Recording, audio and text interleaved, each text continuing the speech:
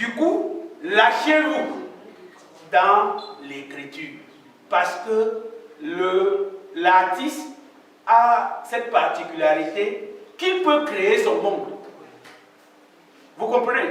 Parce qu'on présente une réalité, une vérité pour un scénariste de trois façons.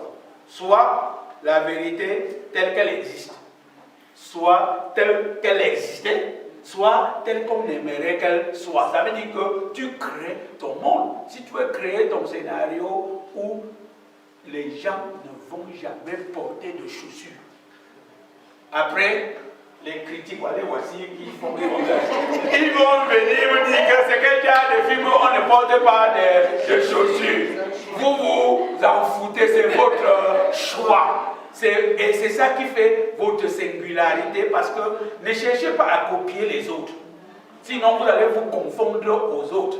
Il faut que chacun ait son identité. Donc, créez ce qui vous vient à l'esprit pour avoir votre propre identité. Et lorsque vous écrivez, lâchez-vous, ne dites pas que est-ce qu'on va même pouvoir réaliser ça. Vous n'êtes pas réalisateur.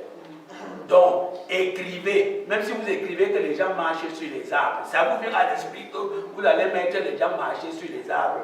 Écrivez. Donc, un scénariste, quand il veut écrire, il écoute son cœur, il écoute ce qui lui vient à l'esprit. Et les formateurs sont là juste pour vous donner les canons.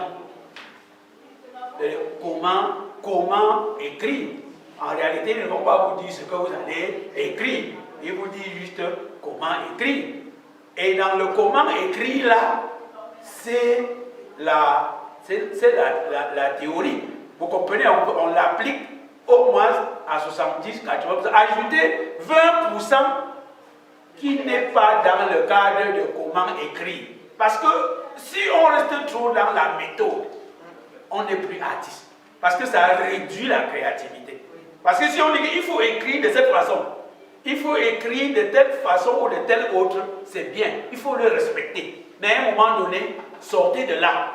Faites des choses autrement. Sortez du cadre. Parce que quand vous sortez du cadre, vous créez une spécialité, une singularité qui est la vôtre. Ça devient votre identité.